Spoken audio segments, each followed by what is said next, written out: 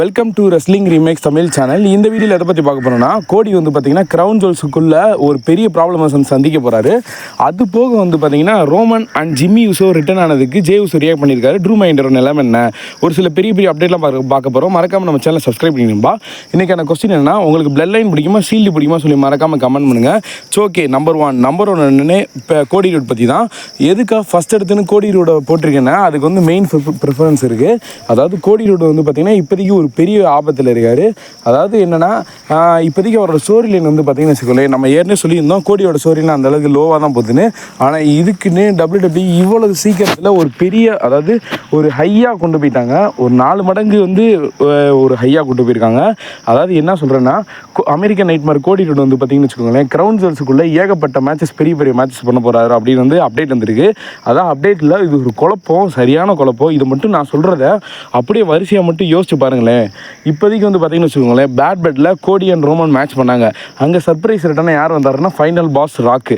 அதாவது final pass ராக்கு வந்து அவர் வந்து என்ன சொல்லியிருப்பார், 1 2 3ன்னு 3 பேரை கவுண்ட் பண்ணியிருப்பார். அங்கே ரிங்கில் இருந்த 3 பேர் யாராருன்னா, the Cody Rhodes and tribal chief Roman Reigns and வந்து ஜிம்மி யூசோ தான் இருந்தாங்க. இவங்க 3 பேர்த்தையுமே டார்கெட் பண்ணி உங்களை அப்படியே கழுத்தை சீவி விட்டுருப்பாரு. அதாவது என்னென்னா, தமிழ் கமெண்ட்ரியில் கூட என்ன சொல்லியிருந்தாங்கன்னா, அவங்க 3 பேரையுமே அடிச்சு தூக்க போகிறேன் அந்த மாதிரி தான் சொல்லியிருந்தாங்க. பட் இருந்தாலும் ரோமன் சரி இங்கே இருங்க, பேக் ஸ்டேஜில் போய் ராக் என்ன சொல்லியிருக்காருன்னா, அவங்க இதுக்கப்புறம் WWE மாறப்போகுது, இது வரைக்கும் இருந்தது இதுக்கப்புறம் மாறப்போகுது அப்படின்னு வேறு சொல்லிட்டு போயிருக்காரு. ஒரு சிலவர் என்ன சொல்கிறாங்க, ராக் வந்து கோடியை சூஸ் பண்ணல, இப்போதைக்கு ரோமனை தான் சூஸ் பண்ணியிருக்காரு. அது என்ன, அதாவது யூடியூப் டைட்டில் கூட என்ன சொல்கிறாங்கன்னா, rock max and earth skater and return and stare down Roman Reigns அப்படின்னு வந்து போட்டிருக்காங்க. அதாவது இப்போதைக்கு அவர் வந்து ஏன் கோடி ரூம் கூட போடலாம்ல, ஸ்டேர் டவுன் வித் கோடி அப்படின்னு கூட போடலாம்ல. ஆனால் இப்போதைக்கு ராக் வந்து பார்த்தீங்கன்னா டார்கெட் பண்ணுறதுக்கு ரோமனை தானே அப்படின்னு ஒரு சில சோசியல் மீடியா சொல்கிறாங்க. அதாவது இந்த டைட்டில் வச்சுட்டு சொல்கிறாங்க. பட் இருந்தாலும் சரி, ஓகே, அவர் 3 பேர் சொன்னனால கோடியை கூட எடுத்துக்கலாம். அண்ட் அகைன்ஸ்ட் வந்து பார்த்திங்கன்னா பேட் பிளட்டில் எண்டிங்கில் வந்து பார்த்திங்கன்னா பேக் ஸ்டேஜில் இன்னொரு ஃபைட் நடந்திருக்கு. ஆடியன்ஸ் மத்தியில் இதெல்லாம் எடுக்கப்பட்டிருக்கு இந்த ஃபுட்டேஜ். இதில் நல்லா பாருங்கள். அதாவது கெவின் ஓன்ஸ் கொடூரத்தனமாக தாக்கியிருப்பார். ஒரு சிலர் என்ன சொன்னாங்க, இது ரியல் ஃபைட்டு, அதாவது இது வேறு ஏதோ ஒரு பகை அந்த மாதிரி ஒரு சண்டை அந்த மாதிரி வந்து சொல்லிக்கிட்டு இருந்தாங்க. ஆனால் தெரியல, இது எனக்கு ஸ்டோரி லைன் மாதிரி தான் தெரியுது. அப்படி இருந்தாலும் இவங்களுக்கான மேட்ச் கிரவுன் ஜுவல்ஸில் புக் பண்ணணும்ல, இது வேறு இன்னொரு குழப்பம். அதாவது இப்போதைக்கு இந்த மேட்ச்லாம் எனக்கு தெரிஞ்சு ஸ்மாக் டவுன்லேயே பண்ணிடுவாங்க. வரப்போகிற ஸ்மாக் டவுன்லேயே கோடி வர்சஸ் கெவின் ஓவன்ஸுக்கான ஒரு மேட்ச்சு, இந்த மேட்ச் வந்து பண்ணிடுவாங்க. ஓகே, அது போக பேட் பெட்டில் ட்ரிபிள் ஹெச் வந்து ஒரு அனௌன்ஸ் பண்ணியிருந்தார். இந்த வருஷத்தோட கிரவுன் ஜுவல்ஸில் ஒரு நியூ சாம்பியன்ஷிப் வந்து அனௌன்ஸ் பண்ண போகிறேன். அதாவது என்னென்னா, இப்போ ஸ்மாக் டவுன் பிராண்டில் இருக்கிற அன்டிஸ்பியூட்டட் நியூஸ் சாம்பியனும் ரா பிராண்டில் இருக்க வேர்ல்டு வைட் சாம்பியனும் வந்து பார்த்திங்கன்னா டைட்டில் வர்சஸ் டைட்டில் மேட்ச் நடக்கணும். அந்த மேட்ச்சில் யார் வின் பண்ணுறாங்களோ அவங்களுக்கு இந்த ஒரு டைட்டில், இது வந்து ஒரு சாதா டைட்டில் வீட்டில் ஷோகேஸ் வச்சுக்கலாம் அந்த மாதிரி. அதாவது கிரவுன் ஜுவல்ஸில் ஒரு கோடி ரூட் வர்சஸ் குந்தருக்கான ஒரு மேட்ச் வந்து பண்ண போகிறாங்க WWE, இது கன்ஃபார்மு. அதுக்கப்புறம் வந்து பார்த்தீங்கன்னா இதுவரை குழப்பம், என்னடா கிரவுன் ஜுவல்ஸுக்குள்ள 3 மேட்சஸ் கோடிக்கு, என்னடா அது பாவம் தான் உண்மையிலே. ஆனால் ஓவர் புஷ்ஷு என்ன பண்ண போகிறாங்கன்னு தெரியல. ஸ்டோரி எங்கெங்கேயும் சதறிக்கிட்டு இருக்கு. அது போக உமன் டிவிஷன்லேயும் இந்த மாதிரி ஒரு சாம்பியன்ஷிப் மேட்ச். நம்பர் டூ என்னன்னா, ட்ரூ மேக்கின்டையர் பற்றி தான். ட்ரூ மேக்கின்டையர் வந்து பார்த்தீங்கன்னா பேட் பில்ல இப்போதைக்கு ஒரு மேட்ச் பண்ணார், தரமான மேட்ச். அந்த மேட்ச்சுக்கு ரேட்டிங் கூட வந்திருக்கு. இருக்கிறதுலே கோடி அண்ட் ரோமனை விட ஹையஸ்ட் ரேட்டிங் வந்து பார்த்தீங்கன்னா இந்த ஹெலினசல் மேட்ச்சுக்கு தான். அந்தளவுக்கு வந்து பெர்ஃபார்மன்ஸ் கொடுத்துருக்காங்க வேறு லெவலில். ஏன்னா இந்த மேட்சோட எண்டிங்கில் வந்து பார்த்தீங்கன்னு வச்சுக்கோ, சிஎம்முக்கு முடியாமல் கீழே விழுந்து அவருக்கு ஆக்சிஜன் லெவலில் அந்தளவுக்கு போயிருக்கும். ஆனால் ட்ரூ மைண்டரை கண்டுக்க மாட்டாங்க. ஆனால் சிஎம்முக்கோட ட்ரூக்கு தான் அதிகமாக அடி, பின்னாடி பேக் பெயின் ஆகிருக்கான் ரொம்ப. அதாவது அவர் போய் அந்த ஸ்டெப்பில் போய் அடிப்பார்ல ட்ரூ கிளைமர் கொடுக்கும்போது, அதுக்கு வேறு அடிபட்டிருக்கான். அது போக வந்து பார்த்திங்கன்னா அவர் தலையில் வேறு அடிபட்டிருக்கு. அது எத்தனை 16 தையல் போட்டிருக்காங்க, அந்தளவுக்கு அடிபட்டிருக்கான். பாருங்கள், உங்களுக்கே தெரியுதா எந்தளவுக்கு அது பொழந்திருக்குண்டு. பட் இருந்தாலும் இதையும் WWE ஃபேக்குன்னு சொல்லிட்டு இருந்தாங்க. எவ்வளோ கஷ்டப்பட்டு நம்மளுக்காக என்டர்டெயின்மெண்ட்டுக்காக பண்ணுறாங்க. Please don't try this home அப்படின்னு எனக்கு சொல்ல தோணுது. ஆனால் பார்த்தீங்கன்னா எவ்வளோ கொடூரமான இவர் வர வந்து பார்த்தீங்கன்னா கிட்டத்தட்ட எனக்கு 1 மந்த் ஆகும்னு நினைக்கிறேன். அப்படி தான் நினைக்கிறேன். நம்பர் த்ரீனா, நாளைக்கு நடக்க போகிற ரால ஒரு சில கொஸ்டின் எழும்புது. அதாவது மண்டே நைட் ரா வந்து பார்த்தீங்கன்னா 2 ஹவர்ஸா 3 ஹவர்ஸா அப்படின்னு இன்னும் வரைக்கும் குழப்பமாக இருக்குது. இன்னைக்கு நைட் ஒரு வீடியோ போடுறேன், அதில் வந்து ஃபுல்லாக தெளிவாக சொல்லிடுறேன். ஆனால் இப்போதைக்கு அது ஒரு குழப்பம். அது போக வந்து பார்த்தீங்கன்னா ரால ஒரு சில மேட்சஸ் வந்து கன்ஃபார்ம் ஆயிடுச்சு. மெயின் இவன் ஜேவிஸோ வர்சஸ் ஜேவி ரூட்ஸுக்கான ஒரு மேட்ச்சு, அண்டு வந்து பார்த்தீங்கன்னா குந்தர் வர்சஸ் செமிசனுக்கான ஒரு மேட்ச் வந்து இது கன்ஃபார்ம் பண்ணிட்டாங்க, வேர்ல்டு ஹெவிவேட் சாம்பியன்ஷிப் மேட்ச்சு. இந்த மேட்ச்சில் இன்னொரு சர்ப்ரைஸாக ஒன்று நடக்கும்னு சொல்கிறாங்க.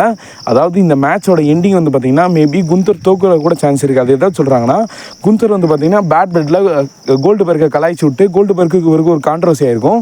அதை வச்சு இவங்க பிடபிள்யூ ரிப்போர்ட் என்ன சொல்லுதுன்னா, குந்தருக்கும் கோல்டுபர்க்கும் வந்து பார்த்திங்கன்னா ஒரு மேட்ச் பண்ணலாம். அது எதாவது சொல்கிறாங்கன்னா, அதாவது இந்த க்ரௌன் ஜுவல்ஸில் வந்து பார்த்திங்கன்னு வச்சுக்கோங்களேன், கோல்டுபர்க் சரி Prague Lesnar and Roman reigns உங்கள் ஃபேன் தான் அதிகம். கோல்டுபர்க்கு மேட்ச் பண்ணுறாங்கன்னா க்ரௌன் ஜுவல்ஸில் டிக்கெட் வந்து அடிச்சு சதறிடும்.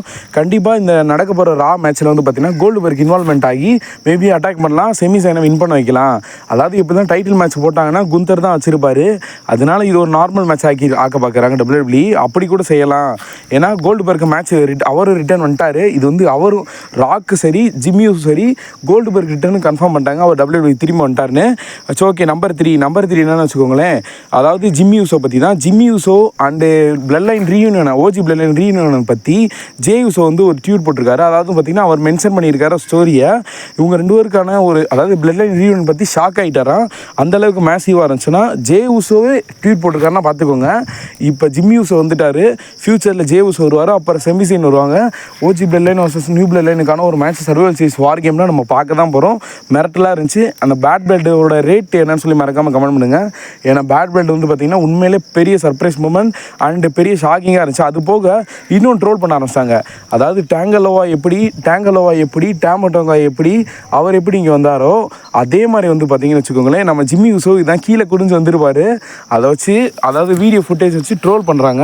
என்னடா இது பண்ணுறீங்க அப்படி மாதிரி. ஆனால் இதெல்லாமே யோசிச்சு பாருங்கள், அடுத்தடுத்து டக்குன்னு ஷாக்கிங்காக நடக்கணும்னா அதுக்கு இந்த மாதிரி அப்போ அவரை நினச்சி பாருங்கள்.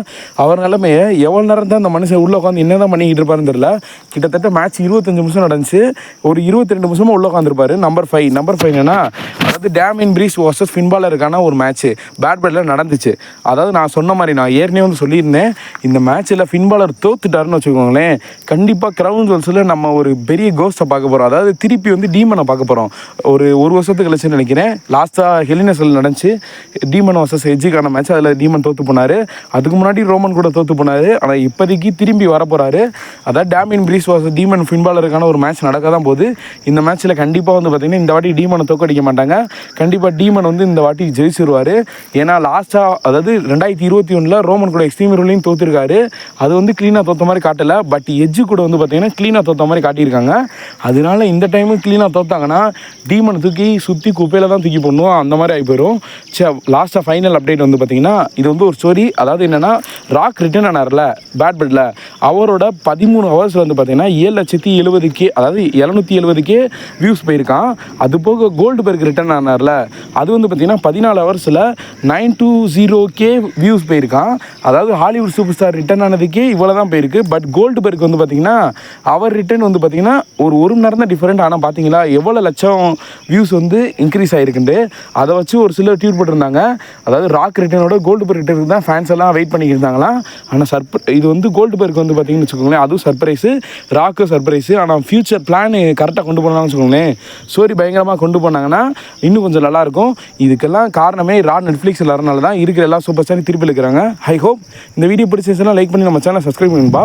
See you in my next video. Thank you for watching.